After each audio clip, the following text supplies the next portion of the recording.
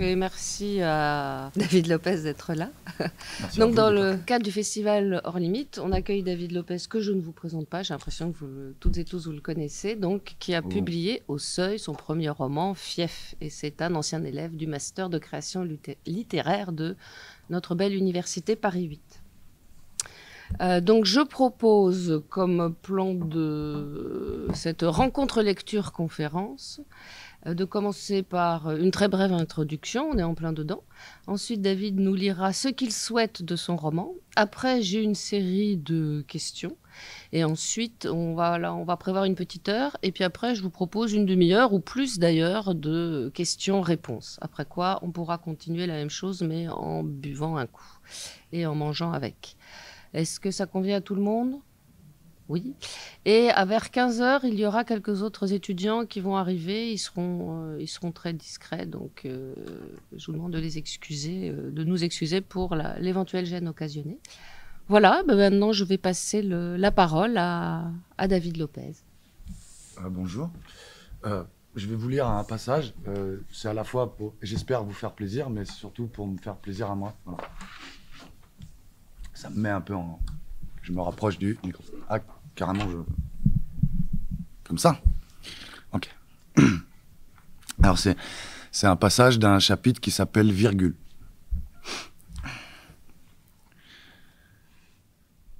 Je me lève et me dirige vers les canapés. Et puis, je tends le bras vers X en lui disant « Fais fumer vite fait, s'il te plaît ». Je tire 2 lattes rapprochées, ça fait du bien. Je retourne m'asseoir près de Poto et je lui dis que ça fait longtemps qu'il ne nous a pas chanté un texte. On lui demande souvent pourquoi il n'essaie pas de percer dans la musique, et lui, il répond qu'il ne veut pas être connu. Ce genre de maquisard. Sa façon à lui d'être un gars de chez nous. Réussir, c'est trahir. Il dit que justement, il a un texte sous le bras. Je dis, vas-y, balance. Et il est déjà en train de bouger la tête, l'autre. Il sort de la poche arrière de son pantalon un papier plié en 4 et le pose sur la table. Il se racle la gorge, on se tait. Du bout de ma plume, j'écris ma douleur. Besoin d'évasion, vos promesses, j'en ai pas vu la couleur. Rien n'est acquis. Retiens bien, tout se termine avant l'heure. On fait aller, dur de remonter la pente sur des rollers. J'ai le cœur froid comme un corps sans âme. Arrête de chercher, bâtard, t'auras pas de pommes sans arbre. C'est soit t'es fort, soit t'es faible, comme un keuf sans arme. On a perdu tout sentiment, mais y a pas de mort sans larmes. Attristé par les événements qui préviennent pas. N'attends pas que le destin frappe, vas-y, réveille-toi. J'ai l'impression d'avoir tout raté. Je passe mon temps à regretter. Y a tellement de jours où j'aimerais tout casser. Bah ouais, je suis pas d'humeur. Et plutôt sous pression, toujours un œil ouvert pour trouver des réponses à mes questions. Tu sais que je m'efforce de chasser mes démons. Si je me laissais aller, il y aurait longtemps que j'aurais quitté ce monde. Il y a des sissi gros qui fusent d'un peu tous les côtés. Ah ouais, je dis. Il y a des bonnes phases. J'aime bien celle avec les rollers, là. Il dit, ouais, j'aime bien le chanter, j'avoue. Mais bon, voilà quoi. C'est comme d'hab, t'as vu. Et il pose le papier sur la table. C'est pas gai ton texte, dit la Huisse, tandis qu'un tel ironise sur les rappeurs qui se plaignent tout le temps. Moi, j'aime bien ces textes. Ils me touchent. Ça m'arrive de m'y reconnaître. J'ai le sentiment d'apprendre des choses de lui. Je suis certain qu'on pourra avoir plein de conversations sérieuses. Mais ce n'est pas tellement quelque chose qui se fait entre nous. Surtout pas devant les autres. Dans ces ambiances, dès qu'il y en a un qui se met à parler de ses problèmes, il y en a un autre pour trouver que ce n'est pas marrant ce qu'il raconte. Et puis ça passe à autre chose. Ou alors on fait des blagues dessus. Ça ne court pas les rues, les oreilles. Pourtant, il paraît qu'il y en a plein les murs. Et à force qu'on les tienne, ils doivent en savoir des trucs. Mais ils doivent pas s'en souvenir parce qu'ils sont trop foncedés, les pauvres. Alors que ça parle dans tous les sens autour de moi, par curiosité, je prends le papier sur lequel Poto a écrit son texte. 2 choses me frappent lorsque je regarde la feuille. D'abord, il n'y a pas la moindre rature, comme si ça lui était venu d'une traite. Et puis, surtout, il y a tellement de fautes d'orthographe que j'ai du mal à lire ce qui est écrit. Je lui dis « Hé, Poto, c'est hardcore comment t'écris, on comprend rien ?» Il m'arrache le papier des mains, et en voyant ça, X me questionne. « Qu'est-ce que tu dis, Jonas ?» Je fais « Les gars, Poto, il écrit des bons trucs, hein. Il sait pas écrire, le mec. » Chacun demande à voir le papier. « Vas-y, fais voir, Poto. » Et lui a l'air de se recroqueviller en lui-même. « Allez vous faire foutre, wesh. » Et moi, je rigole. Je dis « Les gars, vous devez voir ça, c'est unique. » Le poteau se défend en disant qu'il est sûr que parmi nous, il doit y avoir pire que lui. Et Habib est le premier à rallier sa cause. Moi, les gars, je suis sûr que je fais plus de fautes que lui. Ma parole, je fais trop de fautes, moi. T'inquiète, poteau, je suis avec toi. Ça devient carrément cacophonique là-dedans. Et après quelques minutes, l'heure n'est plus à la moquerie, mais à la surenchère. Chacun y allant de son moi, j'avais des notes de merde en français quand j'étais petit. La huisse, au début, ne dit rien. Et puis il se lève, appelle au calme par un « Oh, oh, fermez-la, bande de cons. J'ai une idée, moi. On va vite la régler, cette histoire. » C'est quoi ton idée, la huisse? Et la huisse, il dit « Venez les gars, on fait une dictée. » Chacun s'est mis à rouler un joint. À croire que ça pourrait nous aider. Romain fait des allers-retours incessants à la recherche de feuilles vierges et de stylos qui fonctionnent. La huisse n'en revient pas qu'on ait tous accepté. Il pensait faire un bide avec sa proposition. J'entends X dire que personne ne fera plus de fautes que lui. Et je rappelle qu'il a un sacré client, la personne de poteau dont j'ai vu le texte. Habib dit « Cherchez pas les gars, je vous niais qu'à jeu. » La huisse trimballe toujours avec lui un cahier dans lequel il note des passages des bouquins qu'il lit. Je lui demande s'il n'aurait pas l'extrait de Voltaire dont il nous avait parlé la dernière fois, avec les histoires de jardin et tout ça, mais il dit non. Puis annonce qu'il va nous dicter 3 extraits d'un livre écrit par une femme qui s'appelle Céline, je crois. Enfin, c'est ce que j'ai cru entendre, parce que ce n'est pas facile de l'écouter avec tous les autres qui demandent quel jour on est, pour mettre la date en haut à gauche de la feuille, et ceux qui râlent parce que leur stylo n'écrit pas bien. Un tel demande « Wesh, c'est qui celle-là » Et la huisse lui répond qu'il s'agit d'un homme, ce qui fait dire à Poto « Vas-y, c'est quoi comme gars bizarre ça encore ?» La huisse a ouvert son cahier et demande si tout le monde est prêt. Il est debout devant l'écran qu'on a éteint. On s'est dispersé dans la pièce pour éviter les copieurs, même si moi je suis juste à côté de X. La feuille, notre nom en haut à gauche, la date, le stylo dressé, ce silence juste avant que le prof commence à dicter. La huisse donne des consignes, mais on ne l'écoute plus. Dicte, bordel de merde.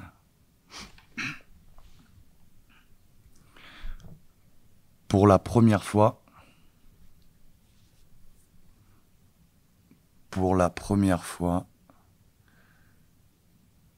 un être humain s'intéressait à moi.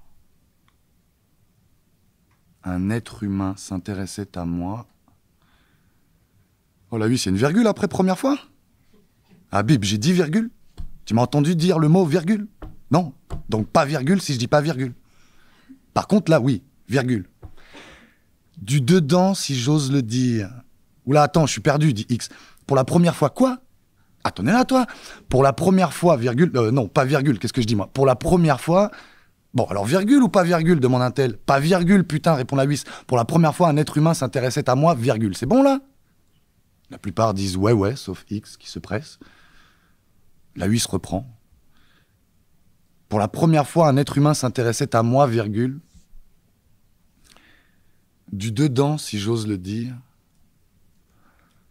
Du dedans, si j'ose le dire. Virgule. Un tel lève la tête. S'intéresser, ça finit en EZ, ça, je crois. Mais non, dit Habib. Allez, vas-y, en fait, t'es plus nul que moi, toi, je suis sûr. Et la huisse s'énerve. Mais fermez vos gueules, ouais, je vous faites quoi, là? Moi, je rigole avec X qui peut pas s'empêcher de jeter un œil sur ma feuille. Personnellement, le début ne me pose pas trop de difficultés, même si j'ai hésité à mettre 2 R au mot s'intéresser. La huisse reprend. Pour la première fois, un être humain s'intéressait à moi, virgule. Du dedans, si j'ose le dire. Virgule. C'est bon, vous en êtes tous là? On dit oui. Virgule, donc. À mon égoïsme, virgule.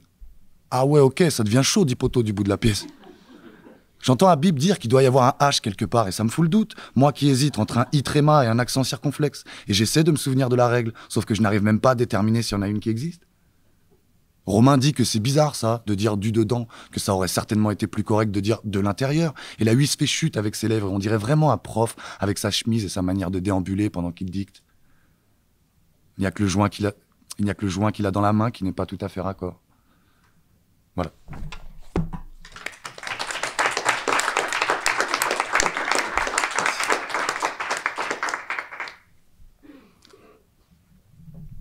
Bon, il va falloir que j'enchaîne, c'est pas facile.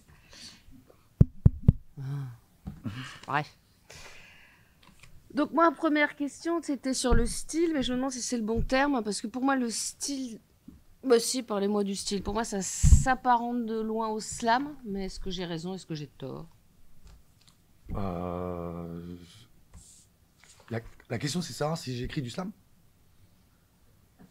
Ouais, on va plutôt parler des inspirations en tout cas, stylistiques. Il y a très clairement quelque chose autour de, oui, l'oralité, Ouais. le fait de saisir de la langue orale, encore que dans le texte, j'ai quand même travaillé à faire en sorte qu'il y ait quand même un statut de l'oralité qui soit respecté et qui soit celui de la parole rapportée. Ici, dans le texte, c'est bien plus le moment où il y a des mecs qui louvent, parce qu'ils louvent à tout bout de champ, les mecs. Bon, et ben, c'est plus par le filtre de l'intériorité du narrateur, et en soi une parole rapportée, plutôt que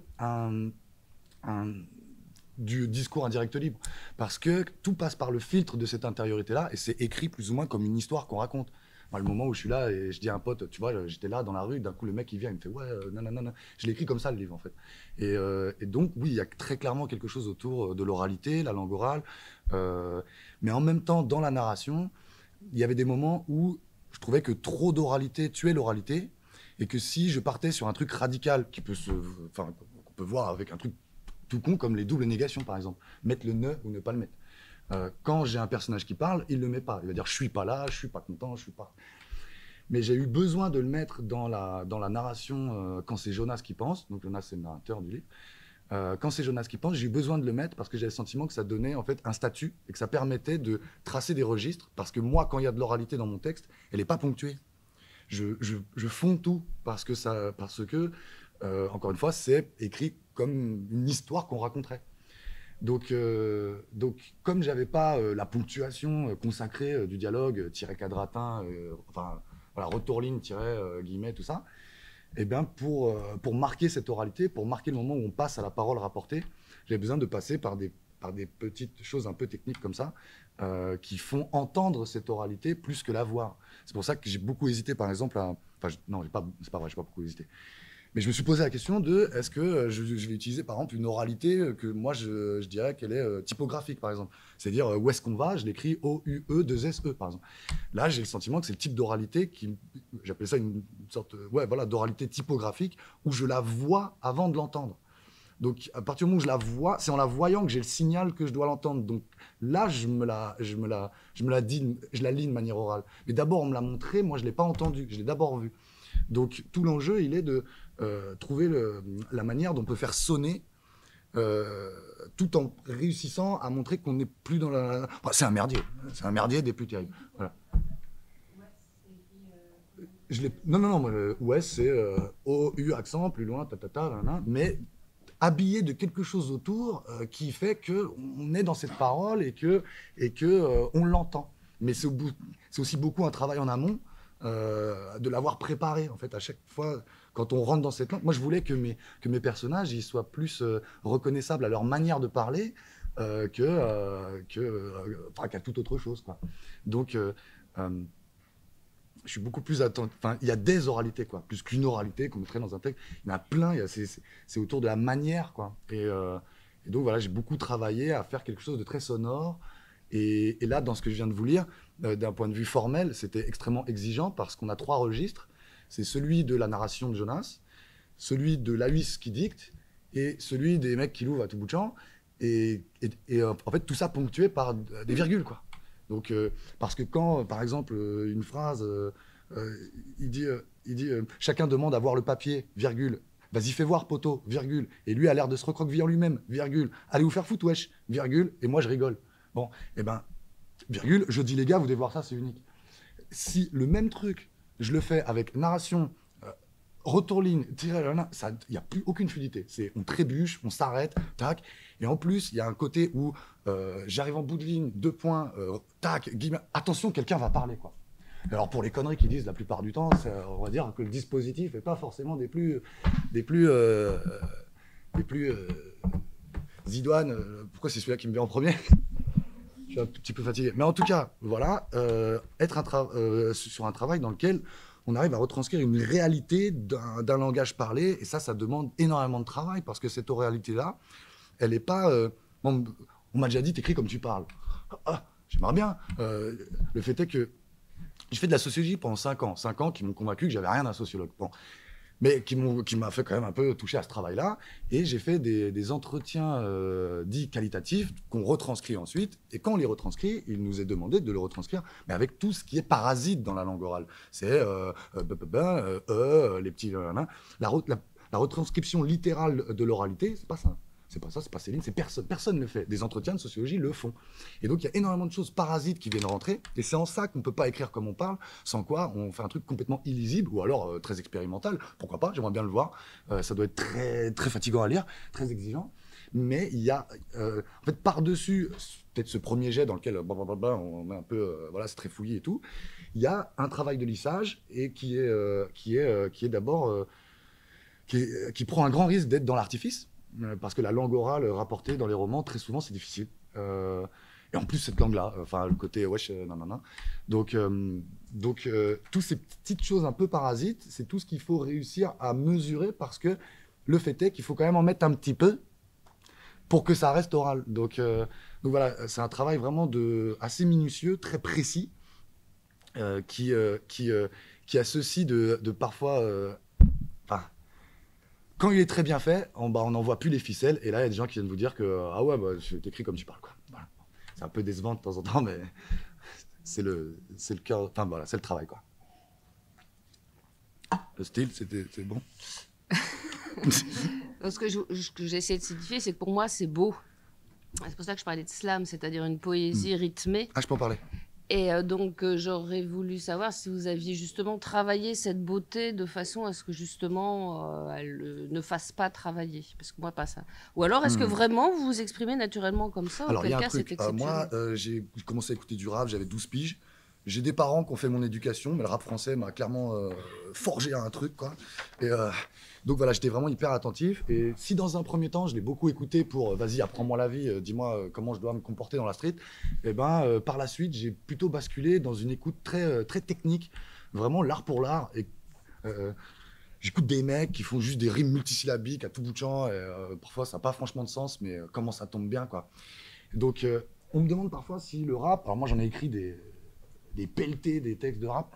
Et on me demande souvent si c'est quelque chose que je mobilise dans l'écriture. Non, je ne le mobilise pas de manière consciente, mais je suis persuadé que je suis imprégné d'un rapport à une rythmique. En plus, voilà, c'est une écriture extrêmement technique, très contrainte. Surtout si on commence à se lancer dans les rimes multisyllabiques. Il y a un mec qui s'appelle REDK qui avait fait un freestyle comme ça de 4 minutes 30 avec que des ou, a et i. Il disait beaucoup de traites dans le rap, donc les coups bas, j'évite, je veux autant de thunes que les blues à Chelsea, ou A et I, comme ça, sur 4 minutes 30. Donc, être sur une telle contrainte et pouvoir faire sens avec ça, c'est l'oulipo du rap français, quoi. Genre, super, quoi. Moi, j'aime bien écouter ça. Et donc, il y a toute une relation à... Moi, je me revois des scènes comme ça, on est 15 lascars là devant un YouTube et genre chacun notre tour, vas-y, t'as qui comme rappeur que t'as découvert il y a pas longtemps, vas-y, on écoute, et on n'est pas là comme des cons à juste bouger la tête. Il y a toujours un moment un mec qui fait, oh putain, t'as vu ce qu'il a dit? Il y a une attention à ce qui est dit et comment il est dit, donc comment ça tombe. Et la mesure, elle a un rapport qui a ceci de contraignant que effectivement la manière dont le propos va tomber dessus va complètement sublimer ce propos. Et même des phases de merde complètement cons qui m'arrivait d'entendre, rien que comment il tombe, ça claque. Et donc ce rapport-là, juste à ce qui est dit, mais comment il est dit, comment il tombe, et donc un rapport à...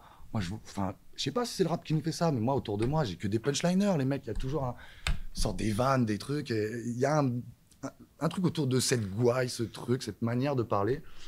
Aussi, je dirais en toile de fond, qui est une manière qu'on a de pas se formaliser. Alors, on ouvre les vannes, on se traite de tous les noms.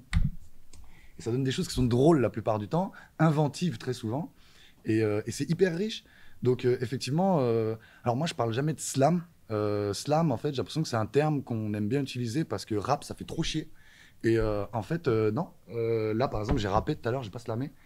Le slam, c'est quelque chose qui est beaucoup moins contraignant que le rap dans le sens où il n'est pas tenu à la mesure et où on peut déborder. En fait, ce qui est très bien. On voit ça par exemple, si vous aimez bien rigoler, les rap contenders, c'est hyper drôle. Les mecs, comment ils tombent, en fait, ils peuvent déborder de la mesure parce qu'ils sont a cappella, ils n'ont pas cette contrainte. Alors que le rap, du coup, est beaucoup plus contraint, beaucoup plus tenu par la mesure. Et donc, oui, voilà, il y a quelque chose d'une scansion qui va avec, que dans l'écriture. je le mobilise pas, mais j'imagine que j'en suis tellement imprégné que d'une manière... et puis donc, bah ouais, rap, oralité, nanana, tout ça. Et puis ce rapport très sonore, ces voix qui s'entrechoquent, qui s'entremêlent, qui parlent pas longtemps, parce que c'est juste le temps de dire une connerie, une vanne, un truc. Et donc tout ça s'entrechoque. Et donc voilà, on baigne dans une oralité telle que j'ai le sentiment que je peux pas, au moment d'entrer dans un texte, eh ben je fais ça, quoi.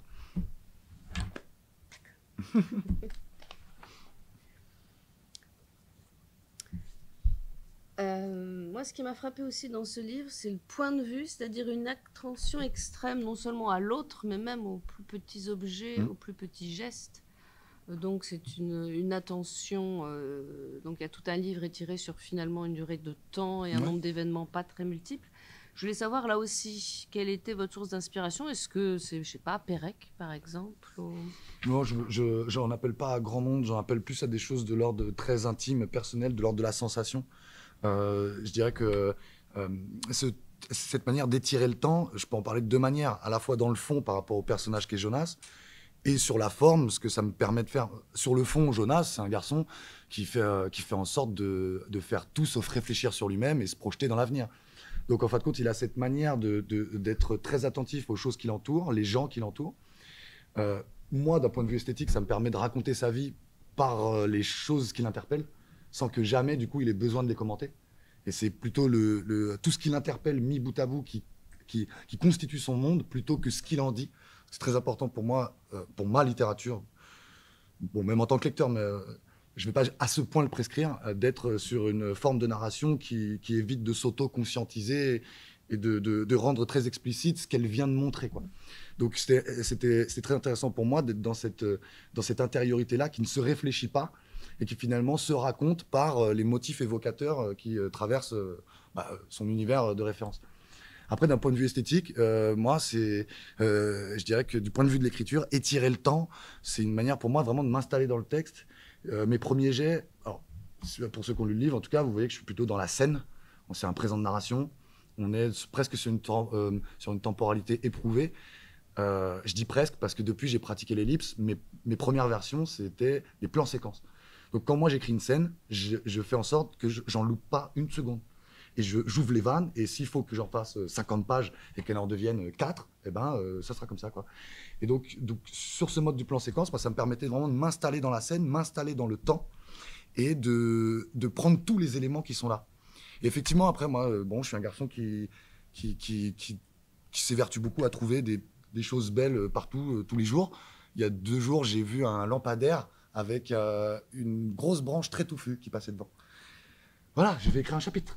Voilà, je sens que ça va me faire écrire un chapitre, ça. Parce que quand j'aurai résolu cette question que je me pose 150 fois par jour, c'est une chose m'interpelle, je me dis qu'est-ce que ça me raconte. Et quand je suis face à un texte, je suis beaucoup plus mu par l'idée de, voilà, je vais être sur un petit motif, quelque chose qui m'a interpellé, et je vais plus être mu par l'idée de qu'est-ce que ça me raconte, ça, plutôt qu'un truc beaucoup plus surplombant de qu'est-ce qui va se passer dans cette histoire.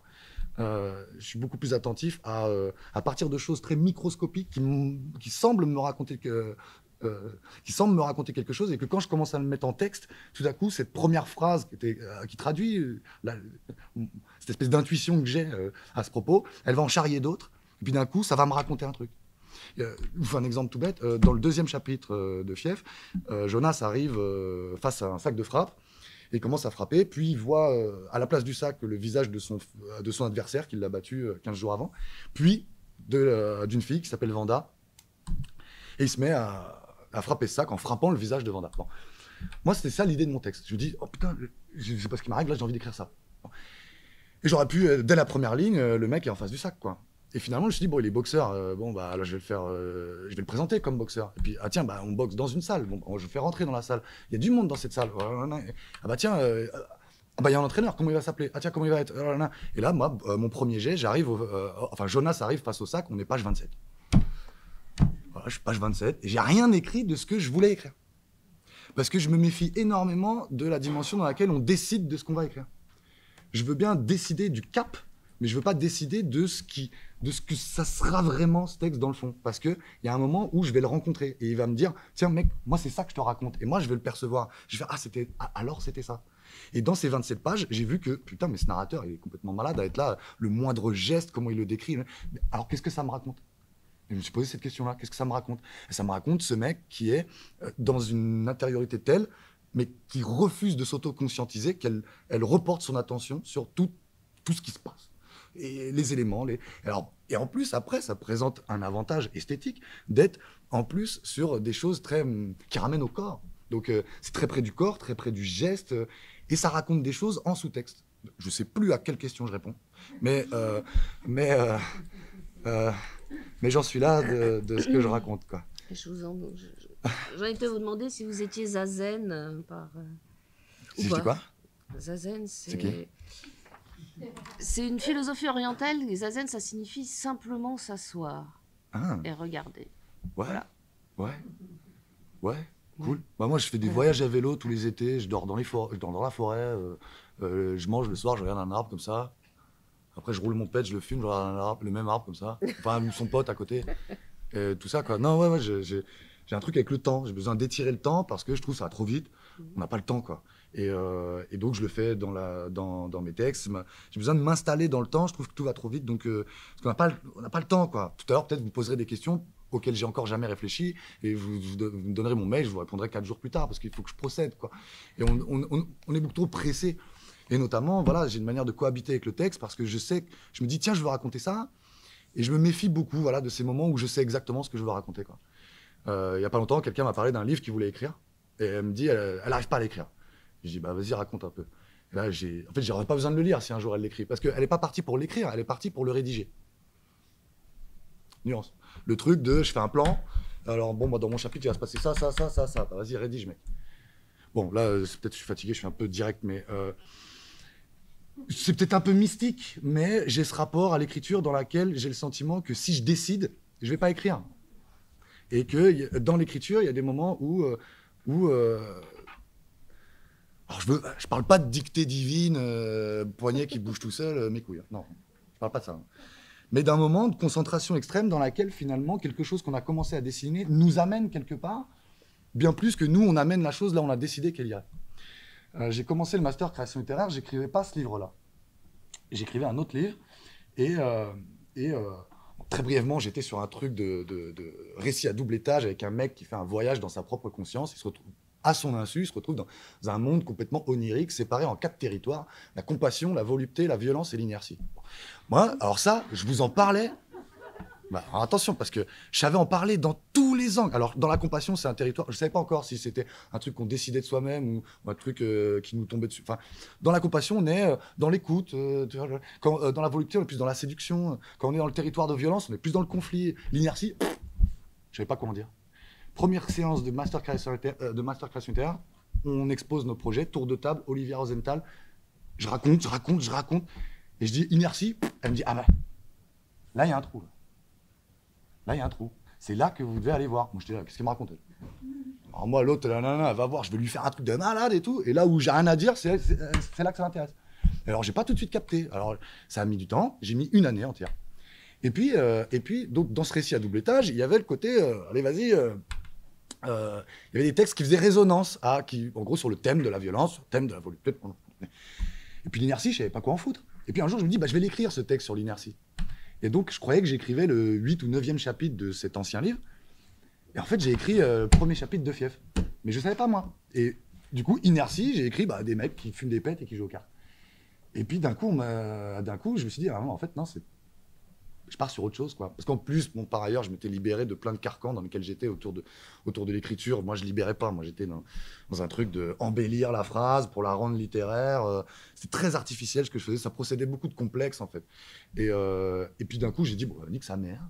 Je fais ce que je veux. Hein. J'écris ça. Et j'étais là, ils vont tous en avoir rien à foutre de ça. Alors, j'ai étiré le temps comme pas possible. Enfin, toutes mes lubies, mes obsessions, je les ai mises. Alors que... Mais c'est ça qu'il faut faire, bordel. Après, on travaille à lycée, à aller choisir, parce que c'est pas un fourre-tout, un texte, hein, faut faire des choix. Et là, on m'a dit, là, t'écris. J'étais là, genre, ouais, j'avais le sentiment que ça avait été plus facile. J'ai découvert la difficulté bien plus tard. Au moment où vraiment on travaille, quand on a de la matière à exploiter. Un premier jet, c'est jamais qu'une... Enfin, deuxième, troisième, jusqu'à 10 jets, c'est encore de la matière à exploiter. Bah, ça dépend comment... Moi, je produis beaucoup de déchets. Bon, voilà. Mais ouais, quand on fait des digressions, on oublie ce qu'on veut dire. Mais voilà, ouais. En gros, là, je crois que j'étais en train de parler de la nécessité de garder une part de mystère du texte parce qu'on va le rencontrer à un moment donné. On va rencontrer l'endroit où le texte nous dit voilà où j'aime bien que tu m'emmènes, quoi. Et du coup, voilà, je me méfie énormément de ces moments où je sais exactement ce que je veux faire. Et ça me rappelle Picasso qui disait mais alors si tu sais exactement ce que tu vas faire, pourquoi le faire? Ah, ouais. J'adore ça, quoi. Donc en fait, écrire pour vous, est-ce que c'est garder une trace de ce qui est important, de ce qui est beau, ou pas du tout? De ce qui est beau, mais il y a des choses très laides qui peuvent être rendues très belles, j'imagine. Enfin, ouais, le beau, ça m'intéresse. Mais le beau, mais pas le beau... Quand vous dites l'important, qu'est-ce que c'est? C'est-à-dire, est-ce qu'il y a un enjeu? C'est-à-dire écrire quelque chose qui soit... Parce que quand on écrit, par exemple, quelque chose qu'on réclame juste, est-ce qu'on le fait au nom de la justice ou au nom de la justesse? C'est une vraie question. Est-ce qu'on écrit pour délivrer des messages, par exemple? Est-ce qu'on écrit pour prescrire une manière de faire, une manière de vivre, une manière de voir, de penser le monde? À mon sens, non. En tout cas, j'ai pas envie de dire ça.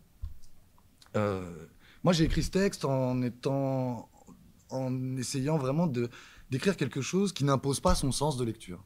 Qui soit pas là pour dire, notamment, bah voilà, ces jeunes-là, bah faut les excuser, c'est un peu des victimes du système, quoi.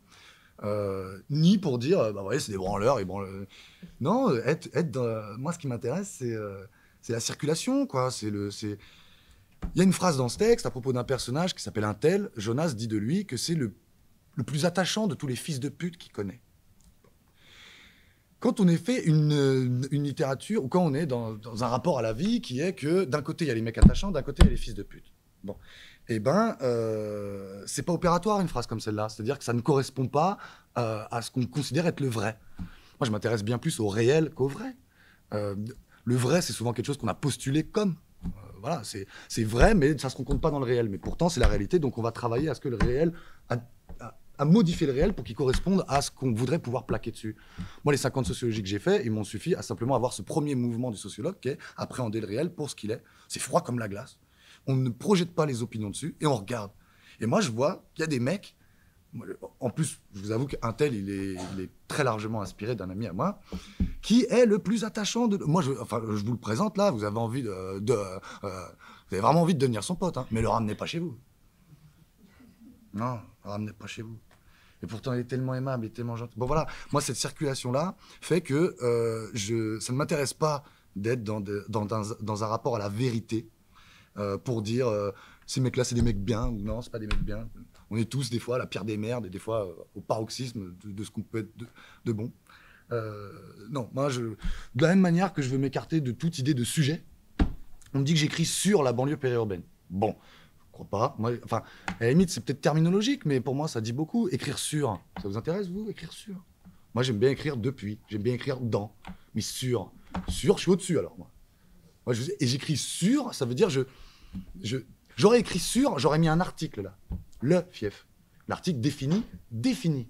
Voilà, j'en donne la définition. Voilà ce que c'est. L'absence d'article, on va dire, l'absence du le, ici, il sous-entend le un. Un fief, un cas. Je préfère être dans le cas que dans la définition. Et pour moi, du coup, ça fait que ça permet de mettre en place un dispositif dans lequel beaucoup de choses vont pouvoir circuler et qu'on va pouvoir être plutôt sur des choses évocatrices plutôt que sur quelque chose qui se lit comme « voilà ce qu'il a fallu comprendre ». J'ai une amie qui lit un texte ici, là, un chapitre qui s'appelle « Baromètre ». C'est un chapitre qui est un des 2 seuls chapitres qui sont rétrospectifs, donc écrits au passé, sur l'enfance. Et c'est les jeux d'enfance indexés par les saisons. Donc les saisons décident de ce à quoi on joue. Parce qu'en automne, il y a des glands, on peut se les balancer dans la gueule. Parce qu'en hiver, la mare est gelée, on peut faire des glissades. J'ai une amie qui le lit, je prends le train, je tombe sur elle, oh là là, elle est en train de finir, elle dit « Attends, je finis. Putain, David !» Elle me dit « Ce texte-là, je sais exactement ce que tu as voulu faire. » Je dis « Ah bah tiens, intéressant, hein. Renseigne-moi. Allez, vas-y, raconte. » Elle me dit... Là, David, moi, je pense que tu as voulu dire comment, nous, quand on était petits, on jouait dehors, hein, avec les bâtons, les arbres et tout. Et puis les petits, aujourd'hui, ils sont tous dans leur chambre avec des tablettes. Moi, j'ai passé des heures sur la console dans ma chambre, bon, donc je me sens pas tellement concerné, mais sur le coup, je me dis, là, elle dit que c'est ça mon intention dans le texte. Elle le lit comme, voilà ce que l'auteur a voulu me faire passer. Pourtant, il n'y a pas une phrase de Jonas qui vient caractériser ça, qui vient dire, n'empêche, nous, quand on était petits, on savait s'amuser. À aucun moment, c'est dans le texte, je mets au défi de trouver une phrase qui soit explicite sur ce thème. Je dirais plutôt que le texte, il a activé chez elle une pensée qui préexistait à la lecture du texte. Elle a déjà une sensibilité qui va vers ça. Le texte l'a fait aller vers ça. Mais de la même manière que quelqu'un qui lit l'ensemble du texte et qui a un truc, une espèce de sympathie pour les mecs de banlieue, il se dit « Ouais, tu vois, n'empêche que... Bah, quand même, ces mecs-là, c'est cool, ils sont bien, on a envie d'être leurs potes. » Et un mec qui trouve que c'est la lie de l'humanité, le même texte, hein, et ben, il peut le prendre et dire « Ouais, bah voyez les jeunes de banlieue, bah, c'est tous des branleurs, ils sont déscolarisés, ils fument des gros pets, ils font rien, bah voilà. » Le texte permet cette lecture. Je prends le risque.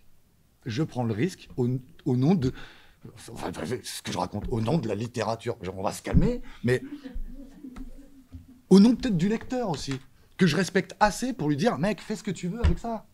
Parce que si on vient me dire, si la fille, elle me dit ça, et que je lui dis, ah non, non, c'est pas vrai.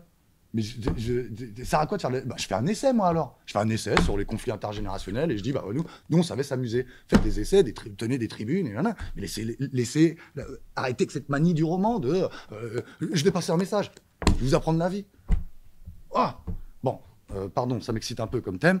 En plus, je suis un peu au bout de ma vie, là. Mais voilà, c'est quelque chose qui, je veux dire, je préfère faire une littérature qui peut activer des pensées après, mais jamais sous une forme de prescription. Jamais une prescription formelle, voilà ce qu'il a fallu lire. Mais je préfère faire une littérature qui soit par des sujets évocateurs. Il y a un endroit du texte, je suis en roue libre, c'est bon. J'ai encore des questions. Juste un truc. Voilà. Il y a un endroit du texte où Jonas, il va voir son père jouer au foot. Bon. Et il est en vélo, il passe le long d'un chemin de halage. Et le long de ce chemin de halage, il y a un pêcheur. Il passe à côté du pêcheur et simplement il fait une observation. Bon, au-delà qu'il est tout rougeau et tout, hein, il fait une observation. À côté du pêcheur, il y a un seau où ce que je crois être une carpe se contorsionne pour avoir la place de tourner en rond. Bon. Moi, je m'arrête là. Maintenant, j'ai peut-être un premier jet. Je vous disais que je produis beaucoup de déchets. Je mets de ces phrases que je considère être, pour moi, en fait, qui me sont adressées. Peut-être que dans mon premier jet, après se contorsionne pour avoir la place de tourner en rond, il y avait une phrase qui était « Je faisais dire à Jonas, je me reconnais dans cette carpe. Comme elle, je suis dans un lieu clos et je trouve pas la sortie et je suis peut-être même que je sais même pas vraiment où je suis, quoi. » Voilà. Là, c'est là que je dis au lecteur « Voilà ce qu'il a fallu comprendre. » Alors que quand je lis cette phrase, moi, dans mon premier jet, je me dis que cette phrase, elle est pour moi, cette phrase, elle me dit, David, voilà ce que tu as voulu faire, voilà ce que tu veux faire surgir du texte. Donc, dans un premier jet, c'est pas grave. Après, il faut les voir. Moi, j'appelle ça le résidu de flux. Tu vois, le résidu de flux, c'est ces trucs qui restent, là. Bah, tu sais quoi, j'en ai trouvé un, je vais pas le dire. Et en fait, donc voilà. Alors là, j'ai un pote du quartier, là, un de ces mecs qui m'avait dit David, j'ai jamais lu un livre, hein, mais le tien, je vais le lire. Bon. Il vient me voir, il me fait c'est un gamin, ton narrateur, là. Je dis pourquoi? Ah oui, parce que par la suite, pour ceux qui n'ont pas lu, je vous spoil, j'en ai rien à foutre. Quand il repasse, elles sont deux carpes. Et là, elles peuvent même plus se contorsionner pour tourner en rond, l'une à la tête ou l'autre à la queue, il dit. Et puis qu'est-ce qu'il fait? Il s'approche, puis il les balance à la flotte. Là, la phrase que j'ai peut-être mis dans un premier jet, non, qui serait en tout cas cette phrase, David, voilà ce que tu veux faire surgir du texte, ça aurait été, je fais pour ces carpes ce que je voudrais qu'on fasse pour moi.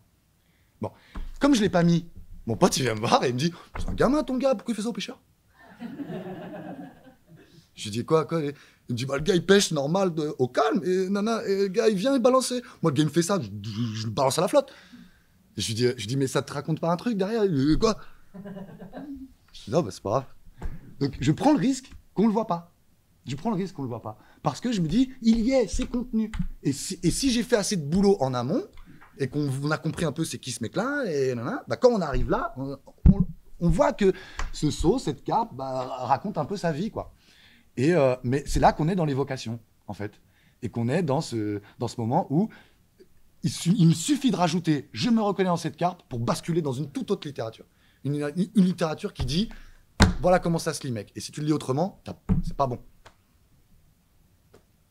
Après, vous faites ce que vous voulez. en tant que lecteur, comme en tant qu'auteur.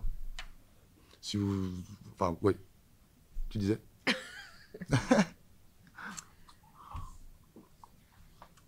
Et non, mais si tu veux enchaîner sur... Sinon, j'ai votre question. Vas-y. Parce qu'après, moi, je suis en roue libre, donc cadre-moi un peu.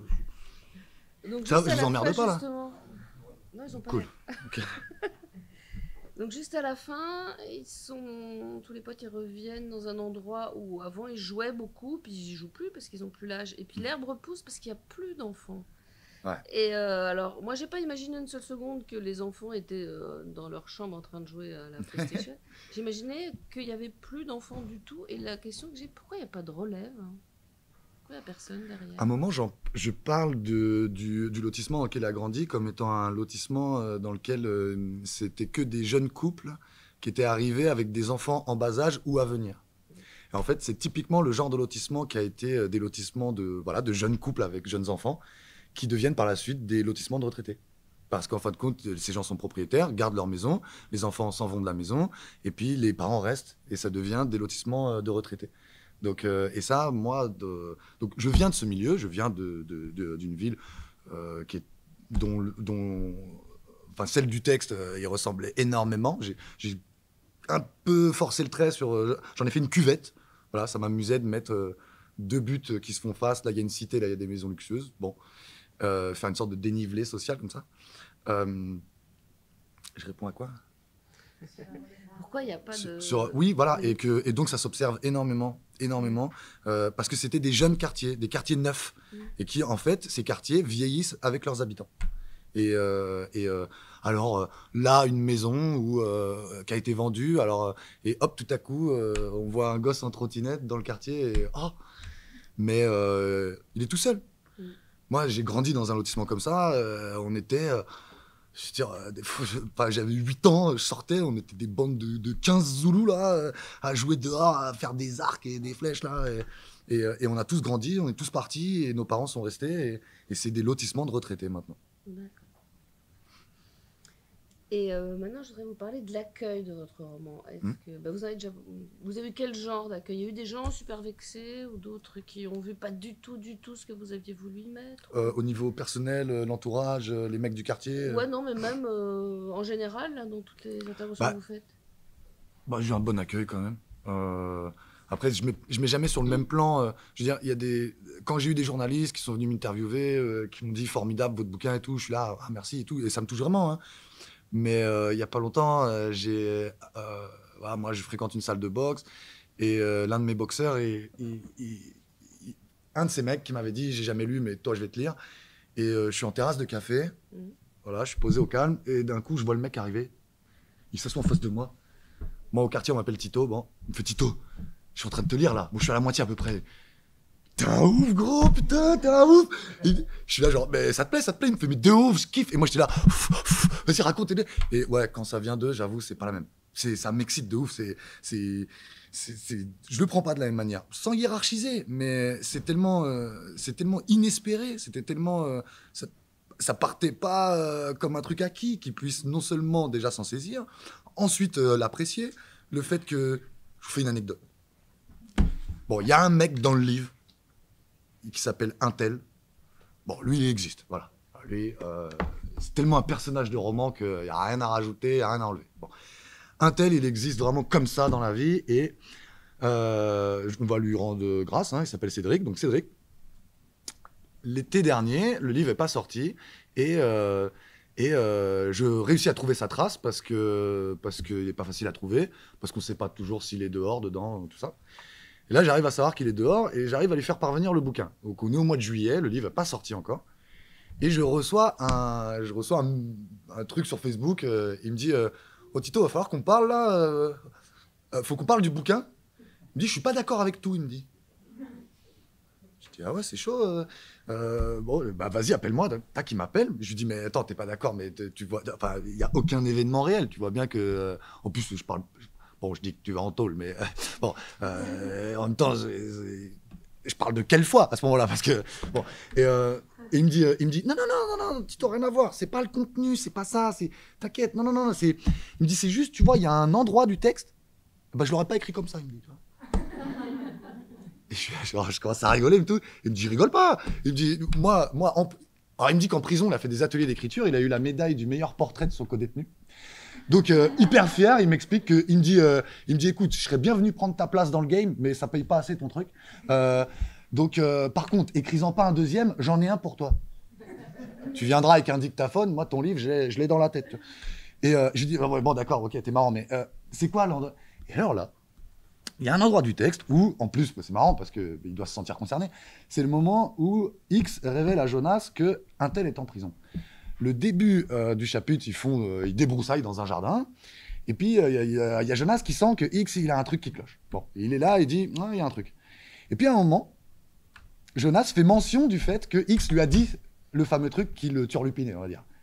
Mais je la mets pas, cette phrase. Et en fin de compte, Jonas l'entend et il la commente. Et ça termine sur, voilà, ça fait 3 lignes, et puis ça termine sur une phrase qui nous dit que nos actes ont des conséquences. Et là, je mets après, il a dit, un tel est en prison. Bon.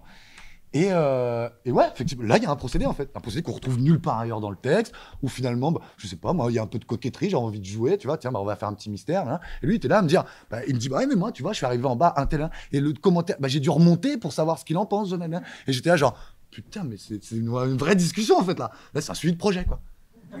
Suivi de projet, ici, là. Parce que je sais pas comment vous faites, moi, en suivi de projet, j'étais pas genre, oui, ton livre, il parle de. Non, moi, j'étais là, il y a un tiret, là. Je trouve pas que rythmiquement. Bon, voilà. Le fait est qu'on avait une vraie discussion et que vraiment, il avait vraiment un truc à me dire sur comment c'est écrit. Ça, c'était tout à fait inattendu. Je le raconte, je trouve ça drôle. Et que finalement, il y a eu un accueil. Là, lui, avec cette anecdote-là, vraiment, il le représente pleinement. Mais par ailleurs, il y a plein de fois où on m'a beaucoup plus parlé de comment c'était fait plutôt que de quoi ça parle. Alors après, au quartier, t'en as toujours un pour dire David, on parlera copyright plus tard. Alors que je suis là, genre, mais où, quoi, on a vécu quoi là? Bon, voilà. Ou alors, bien sûr, le truc indépassable après, hein, si vous avez, je sais pas ce que vous écrivez, mais si vous écrivez des choses qui ressemblent à des choses intimes et qu'il y a des gens autour, eh ben, il y en a qui ne pourront pas s'empêcher de jouer à qui est qui dans le texte, quoi, et où ça se passe, et quelle main. Et moi, au début, j'étais là, genre, mais vous allez passer à côté de mon travail. Alors, au début, j'étais là, genre, essaye pas de, non, mais non, en fait, c'est une précaution qui sert à rien, c'est indépassable, c'est comme ça, et donc, quelque part, ça biaise la lecture, mais bon, ça concerne quoi? Un petit nombre de lecteurs finalement au regard de ce qu'on vise si on est genouné en mode je vais tout niquer, bon voilà, ça dépend aussi après dans quel état d'esprit on est. Moi au début j'étais persuadé que j'allais faire qu'il y avait que le quartier qui allait l'acheter, quoi, donc je me disais ça me fait chier qu'ils vont tous être là à pas voir comment c'est fait, et puis finalement non, j'ai mon pote auquel je m'attends le moins qui me dit là telle ligne telle nan. Donc non, c'est possible, quoi. Après sur entre guillemets la politique du livre, il n'y a tellement pas grand-chose à dire, finalement. Parce que la réception soit politique, je l'entends. Moi, du point de vue de l'émission, j'étais pas animé, je me sentais pas porte-parole, je me sentais pas animé d'une mission, je vais représenter tout ça. Non, moi, je suis un mec qui a des images mentales, qui veut les mettre en texte, et qui passe sa vie à se demander des questions sur la forme. Moi, c'est la forme. Le fond, pour moi, c'est hyper secondaire. Je ferai des suivis de projet avec vous que, pour moi, ça vous appartient. Vous pouvez faire un truc vraiment... même que d'autres taxeront de « voilà, c'est horrible, c'est insoutenable, je veux pas lire ça ». Oui, mais la qualité d'une œuvre et ce dont elle parle, c'est deux choses qui n'ont rien à voir. J'aime ce livre parce qu'il parle de ça. De quoi tu me parles? Ça n'a rien à voir, parce que sur le même sujet, il pourrait y avoir deux travaux, l'un de piètre qualité et l'un très bon.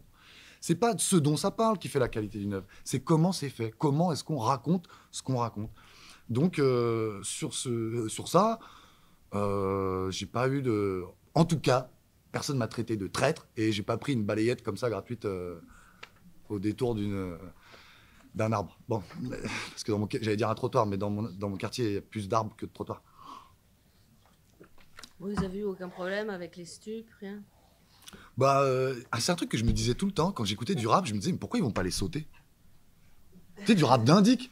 Ouais, j'ai des kilos. Allez le sauter, le gars, il est là. Allez le sauter. Donc, du coup, j'ai jamais compris, quoi. J'ai jamais compris. Du coup, les policiers, a priori, me reconnaissent pas dans la rue. Bon, c'est cool. Donc, non, pour l'instant, j'ai pas encore eu de problème. Là, je suis chargé. Donc, effectivement, j'espère que je vais croiser personne. Donc... Non, non, ça va, j'ai pas de problème. Et bon, moi, je vais en finir avec mes questions et puis après, je passerai la parole. Vous travaillez sur un autre livre, le suivant, rien du tout? Alors, j'y travaille si on considère que penser très fort à ce qu'on va écrire, c'est travailler.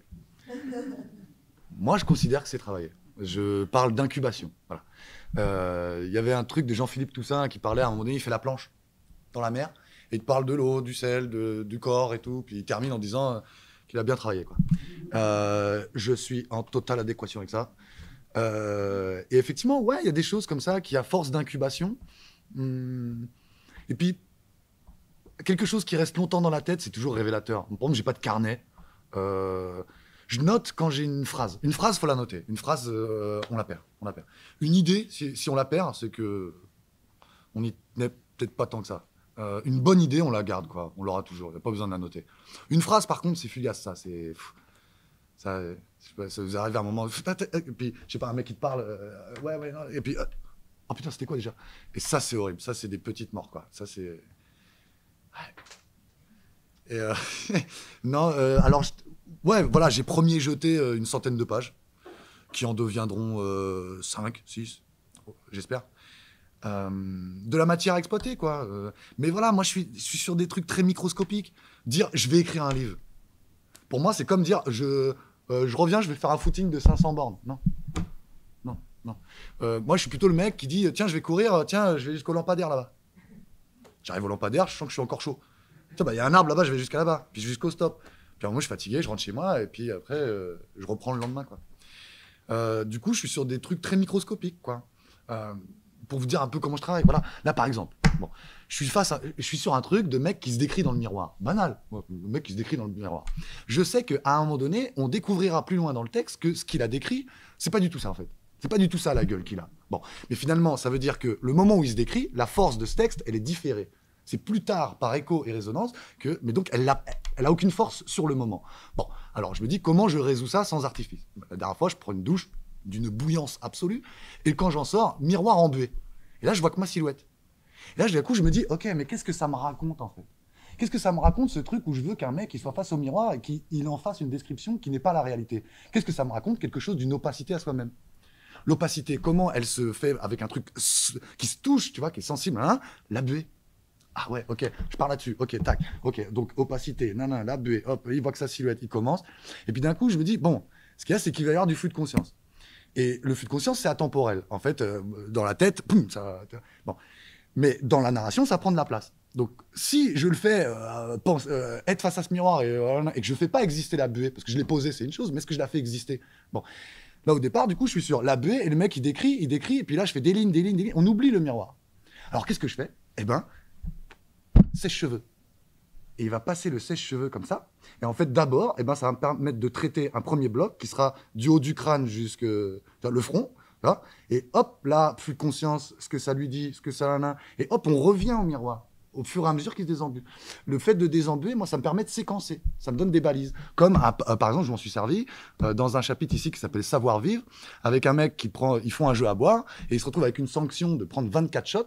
Et en fait, au fur et à mesure, moi, les 24 shots qu'il se prend, eh ben, on voit qu'ils arrivent très régulièrement dans le texte. Moi, c'est mes petites balises pour séquencer. J'ai besoin de séquencer parce que je suis dans un rapport de temporalité étirée.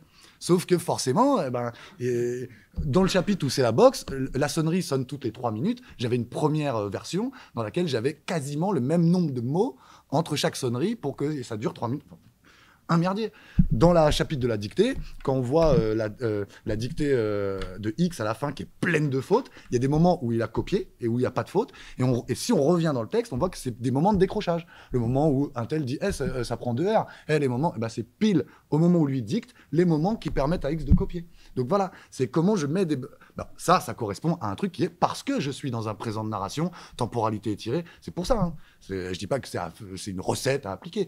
Dans le cadre de ce que moi je fais, cette temporalité étirée, ça prend complètement son sens parce que ça me permet de faire exister l'intériorité. Là, je reviens au miroir. Ça me permet de faire exister l'intériorité, ça me permet de faire exister le miroir et ça me permet de faire exister ce qui est là, qui est latent et que raconte le texte, l'opacité. Voilà, c'est. Voilà. Je ferais bien de l'écrire parce que j'en parle. Plus j'en parle bien, moins je vais bien l'écrire. Ça, c'est. Donc, j'arrête. Voilà. C'est dit comme ça. Mais voilà, du coup, je parle de choses très microscopiques. Et quelque part, je vais le mettre dans plein de petites situations comme ça. Et au bout d'un moment, je vais me dire, bon, bah voilà, ce mec, voilà ce qu'il est, quoi. Qu'est-ce que ça me raconte? Qu'est-ce que je raconte avec ça? Donc, je suis dans une phase extrêmement exploratoire, très préparatoire. J'ai aucune foutue idée de ce que va être ce livre. Mais je sais que, en tout cas, je pars sur un truc d'opacité à soi. C'est une première piste. Où est-ce qu'elle m'emmène? À un moment donné, ça va plafonner, ça. Mais au moment où j'y serai allé, il y aura des choses en chemin qui vont tracer... C'est des ramifications, en fait. Moi, je travaille comme ça. Je navigue à vue, quoi, total.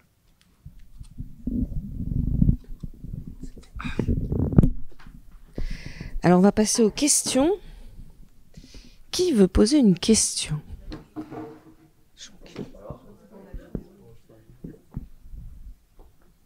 C'est pour les besoins de la vidéo, il faut parler dans le micro. C'est par rapport à quand tu parlais que tu pouvais mettre au défi tes potes de trouver une situation qui a existé. Donc en fait, c'est quoi? T'as fait des transports systématiques dans d'autres lieux, dans d'autres scènes. Pourquoi en fait? Pourquoi c'est si important que ce soit pas reconnu, enfin, qu'ils puissent pas te dire si ce jour-là à 16h on était tous là, etc.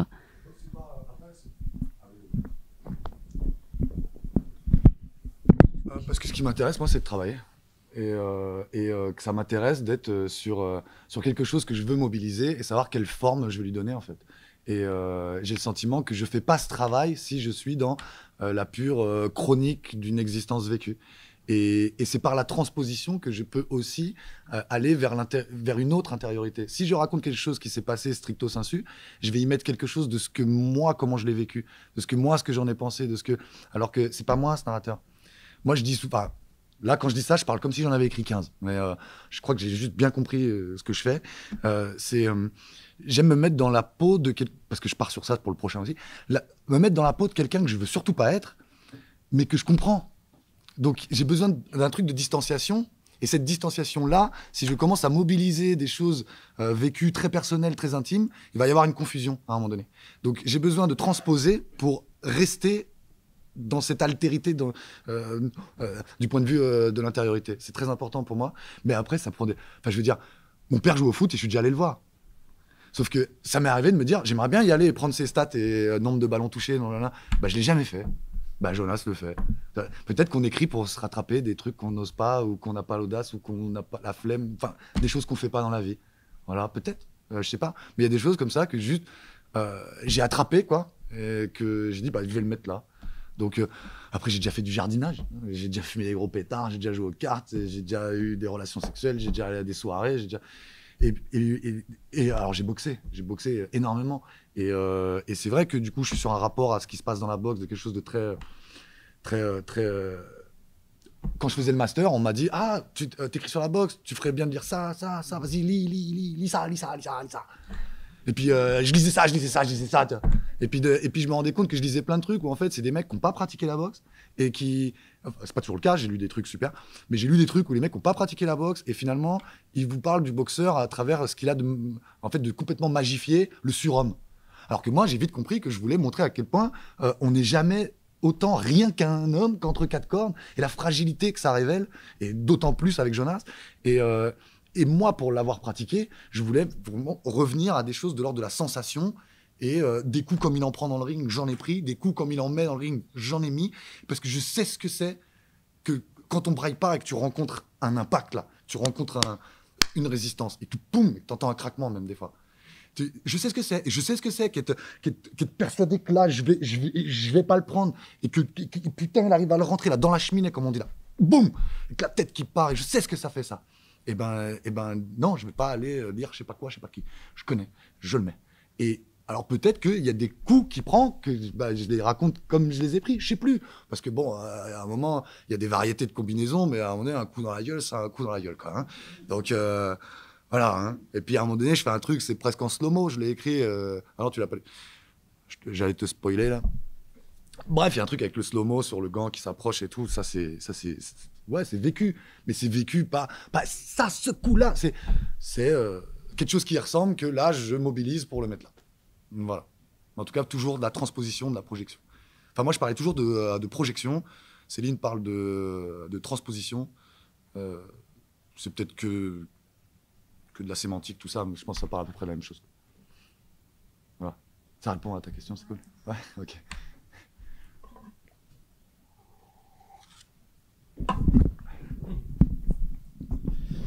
Moi, j'aurais une question sur une autre étape du travail dont tu n'as pas parlé, c'est que je vois bien ton principe de composition sur un motif à partir duquel tu vas produire une sorte de rayonnement comme ça, un peu concentrique qui va se déployer. Mais voilà, au final, si tu travailles à chaque fois sur le motif et sur ce principe d'expansion, tu arrives à quelque chose qui est un peu de l'ordre, on va dire, d'une galaxie, quoi, au moins une nébulosité, quoi. Comment est-ce que ensuite tu rassembles tout pour en faire quelque chose qui, dans le cas de Fief, est linéaire et sur une chronologie suivie en fait. Donc déjà, pourquoi ce choix? Et une fois que tu as fait ce choix, en fait, comment tu as fait pour justement finalement aligner les planètes en quelque sorte?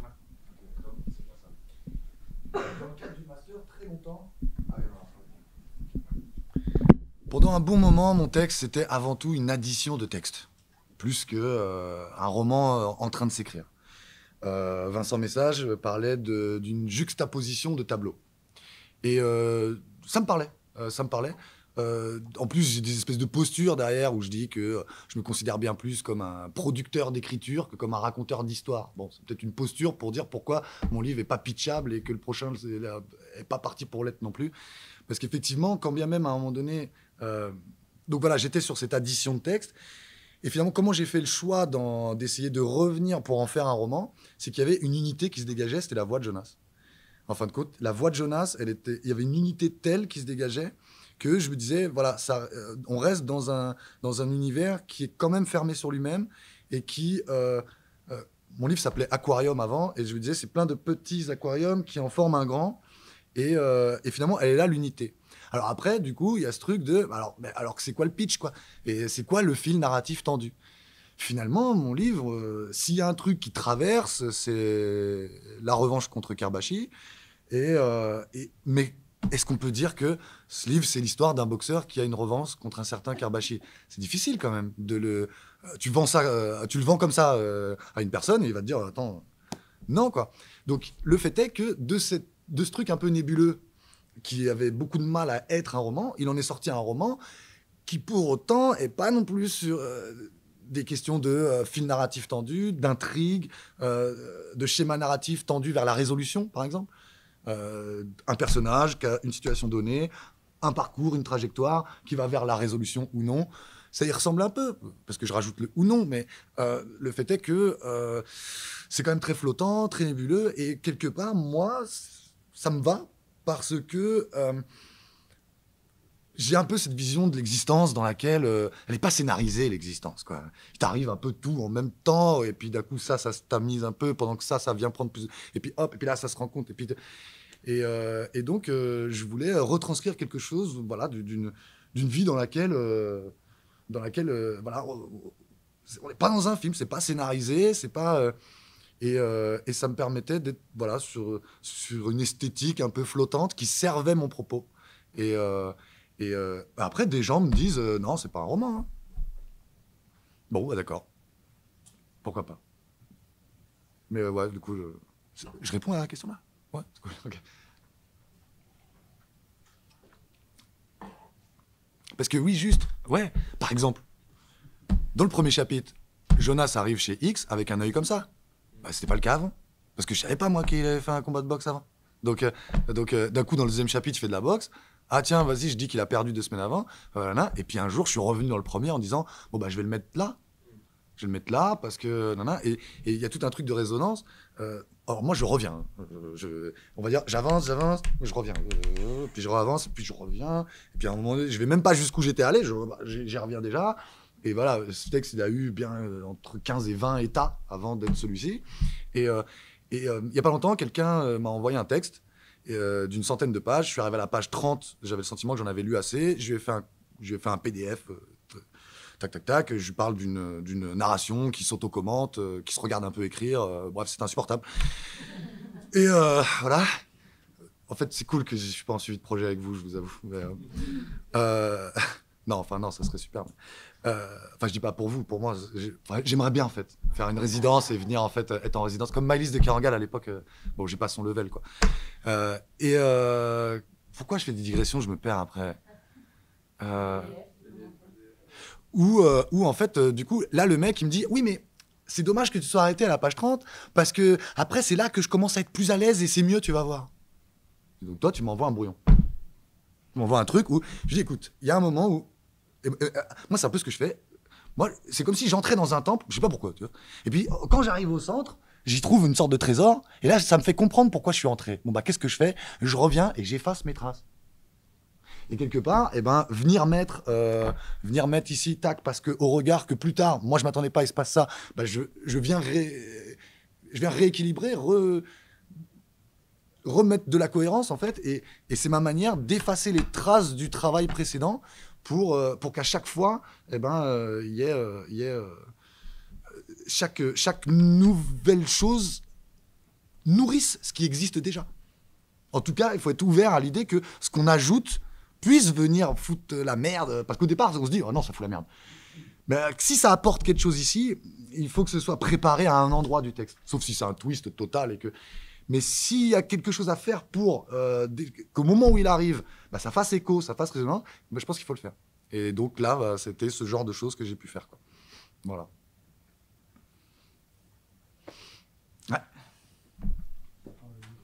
Ouais. Donc, suspense total pour moi, pour savoir quelle va être ta question. Genre là, je suis hyper tendu, tu me vois ou pas?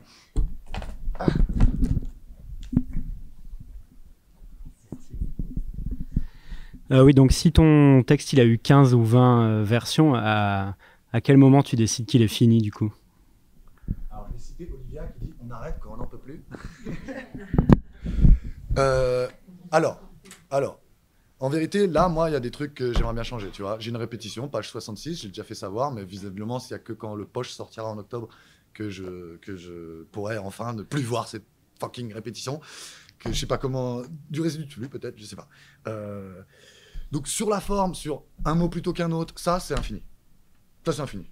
Parce que un jour pas fait comme un autre, tu trouves que la virgule, elle serait mieux là, ou quoi.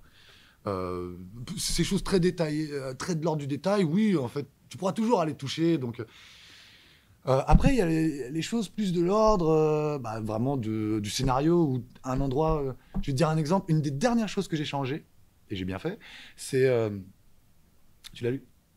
Il y a un moment où en fait, Jonas, il est en face d'un portail et il y a cette fille, Vanda, qui l'attend dans une maison qu'on lui a prêtée où il y a une piscine. Bon, lui, il vient parce qu'il y a une piscine. Et il y a un interphone avec une caméra. Et puis, dans une première version, pendant très longtemps, il a sonné à cet interphone, et puis il lui dit « Tu me trouves beau ?» Elle lui disait « Oui. » Bon, et hop, il rentre, quoi. Et puis, je sais pas, je suis passé là-dessus 1000 fois. Hein. Je sais pas, je l'ai jamais questionné, mais j'y faisais pas gaffe en fait. Parce que juste au-dessus, c'était très précis ce que je voulais faire, et je crois que j'étais tellement sur le truc du dessus que... mais en fait, là, il y a 3 lignes qui passent, et ben là, j'ai manqué de vigilance. Parce que j'étais soulagé d'avoir réussi un truc juste au-dessus. Bon, hop, je suis passé dessus. Et là, moi, j'ai un lecteur, un mec qui était dans ma classe de master. Mon lecteur, il s'appelle Paul. Et Paul, un jour, il me dit « Bon, David, là, t'es sur le point de rendre le texte, faut que je t'en parle. Là.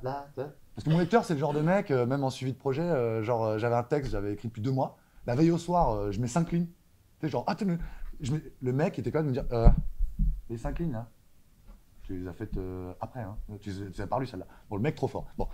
Et là, il me dit « Bon, David, t'es sûr que Vanda, c'est le genre de meuf ?» Parce que partout ailleurs dans le texte, c'est tout sauf ça, la meuf. Hein.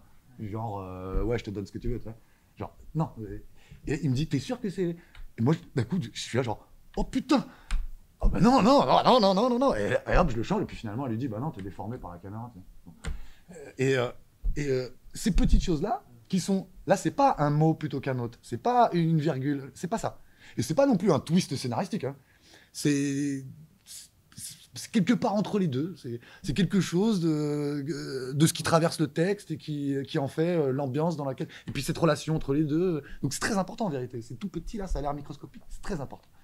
Et ça, effectivement, on sait qu'on a fini quand on a vraiment passé au tamis comme un taré et qu'on a vraiment eu le sentiment que chaque phrase, on les a sous-pesées, on sait pourquoi elle est là, on sait comment elle s'inscrit par rapport à celle qui l'entoure, dans le chapitre, dans le livre, dans ta existence entière, mon pote. Non, je rigole. Mais voilà, vraiment un travail de sous-pesage qui est vraiment essentiel parce que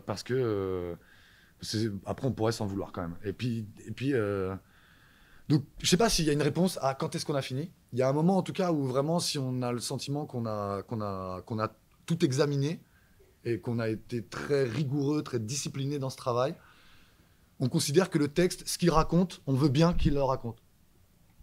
Et après, les twists scénaristiques, moi, je suis déjà parti une fois dans une direction qui m'a fait écrire 4 chapitres dans le vent qui n'existent plus que dans mon ordinateur et où le texte les a rejetés, quoi.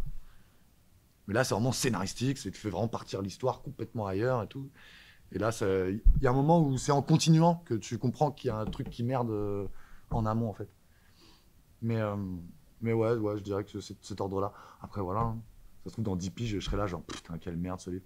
Il y a, je sais pas quelle page où. Tout à l'heure, je vous ai lu un truc dans lequel j'ai enlevé une phrase. Je l'aime pas, en fait. C'est du résidu de flux. C'est moi derrière mon. Vas-y, non. Ça me faisait un peu trop plaisir à moi, quoi. Ça sert pas tellement le texte, quoi. C'est. Voilà. Et donc, sous-peser, c'est comment ça sert le texte. Est-ce qu'il dirait vraiment ça, ce mec?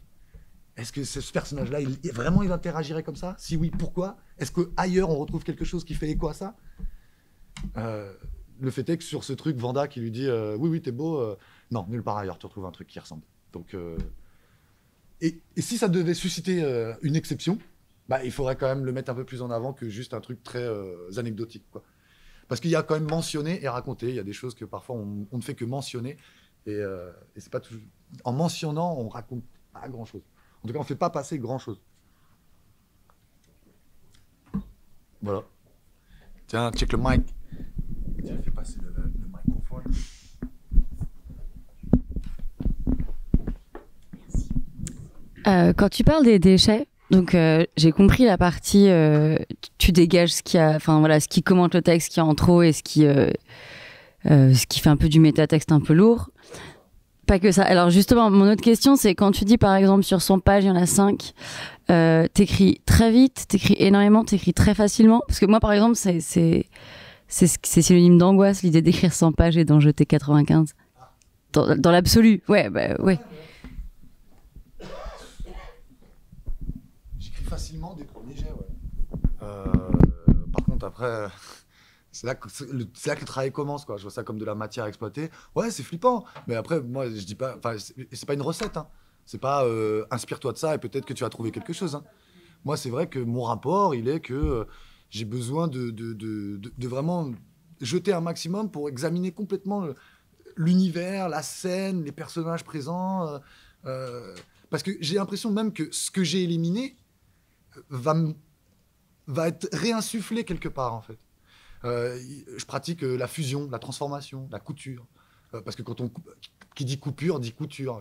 J'adore ça. C'est parce qu'aussi, après, j'ai vraiment un truc très... je joue beaucoup. Je m'amuse énormément quand j'écris. À faire, hop, j'enlève tout ça. Et puis, de transformer une page en 4 lignes, je trouve ça fascinant. C'est extraordinaire, quoi. J'adore ça. Ou après, il y a des choix aussi. Il y a des coupes que j'ai fait, c'est un peu colossal, mais c'était pas difficile à faire. Il y a un moment du texte où ils font un jeu à boire avec des cartes disposées en pyramide et on distribue des cartes. Et puis, si je tourne un valet et que tu as un valet dans ton jeu, enfin, j'ai un valet, on tourne un valet, tu bois. Enfin, bon, et puis, c'est crescendo, tout ça. Bon, bref. Cette partie de jeu à boire, dans le texte, ici, là, elle fait 1 page et demie. Elle est traitée rétrospectivement. Jonas qui commence à dire on s'est distribué de l'ivresse. Lui, il est tombé sur un 8, il lui est arrivé ci, ça, voilà. Ça fait 1 page et demie à peine. Dans ma première version, ça faisait 25 pages. J'ai mis toutes les cartes là dans ma chambre, tout seul, hein, j'ai mis toutes les cartes. J'ai distribué à des gens imaginaires et j'ai retourné toutes les cartes. Et par tour de carte, j'ai écrit une demi-page. Avec de la punchline et tout. Je te le sors là, c'est hyper drôle, hein, c'est super, j'adore. Mais dans l'économie du texte, c'est-à-dire qu'au départ, le texte il commence sur les mecs, qu'est-ce qu'on fait ce soir et tout, ils font ce jeu à boire, et puis ils sortent complètement pétés. Mais là, en fait, je les emmenais complètement ailleurs de la scène, pendant longtemps. D'un coup, tu reviens à la scène et ah ouais, c'est vrai qu'on était là, quoi. Et là, tu raccroches et quelque part, tu repars de zéro dans le chapitre. Parce que tu te souvenais même plus où on était, quoi. Donc, il vaut très bien pour lui-même, mais pas pour le texte. Donc, c'est là que moi, je fais ce choix-là, de me dire... et c'est là qu'il faut être sans pitié, par contre. Hein. C'est là que... Ah bah non, je dis, tiens, tu sais... Non, non, non, non, parce qu'il s'agit pas de toi, il s'agit de lui. Et lui, il dit, non, j'en veux pas. Ou alors il te dit, non, je sais plus où je suis, quoi. Et alors il te le dit, mais est-ce que tu l'entends? Moi, j'ai mis du temps à l'entendre. Hein. Parce que moi, je l'envoie au seuil, là. Il arrive au seuil, il arrive un peu à droite, à gauche, et on me dit, viens voir, toi. J'arrive. Moi, on m'a dit, en gros, 2 choses. Hein. Le texte, ici, pas ouvert une seule fois. Hein. Je suis parti avec des impressions générales sur le texte. C'était, en gros, sur la forme, débroussailler, et sur le fond, gratter les plaies. Il y avait quelque chose d'une intériorité dans laquelle j'avais filtré quand même. Et moi, je dis, oh là là là, pathos, méta, discours, non, je gratte pas les plaies, moi. Et puis finalement, j'ai compris qu'il n'y avait pas que par le discours, genre le mec qui réfléchit sur lui-même, qui s'auto-conscientise, qu'on fait passer un peu de là où il y a une application émotionnelle dans l'intériorité. Et moi, par exemple, une réponse que j'ai trouvée, c'est à un moment donné, ils sont en train de débroussailler dans un jardin, et Jonas fait un embryon de réflexion sur le fait que finalement, en fait, pour construire, il faut forger la nature, tu vois. Donc il se dit, on fait des bouquets, nous, tu vois. Mais un bouquet, tu choisis les fleurs, tu vois, tu agences de manière à en faire une belle chose. Et lui, en fait, il regarde les mauvaises herbes et il se dit, mais moi, c'est ça que je veux faire. Juste être et pousser, quoi. Tu vois, et pas être aussi organisé, tu vois. Et en fait, et puis c'est comme le saut aussi, je sais pas s'il était avant ou quoi, mais pour éviter le discursif, le méta, le pathos comme ça, oui, parce que j'ai pu aller gratter les plaies en le mettant en acte, en fait, en situation, et que ces motifs-là renseignent quelque chose là-dessus. Maintenant, effectivement, pour moi, ça produit du déchet parce que j'imagine, moi, dans un premier jet, j'ai besoin en fait j'ai besoin de mal l'écrire pour ensuite bien l'écrire. Mais pas bien l'écrire au nom d'un bien écrire qui serait consacré. Le bien écrire selon ce que ce texte réclame, cet univers, ce personnage, ces mecs-là, quoi. Et donc, voilà. Ouais. En fait, j'ai l'impression qu'il y a des moments où j'ai terminé, et en fait, je recommence. Non? Je suis pas un peu en boucle, là?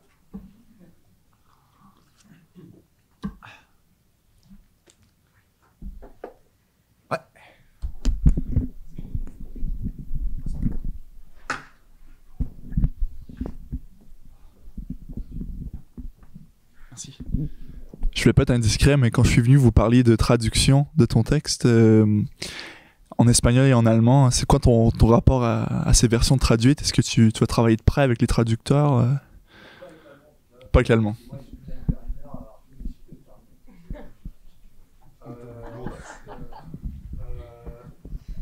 Ah oui, voilà. Oh, il n'y aura pas ma vanne dans le... Bon. Oh non, je la refais pas. Pour l'espagnol, bon, moi, je parle un espagnol. Bon, moi, mes grands-parents, c'est des Andalous qui ont un accent à couper au couteau.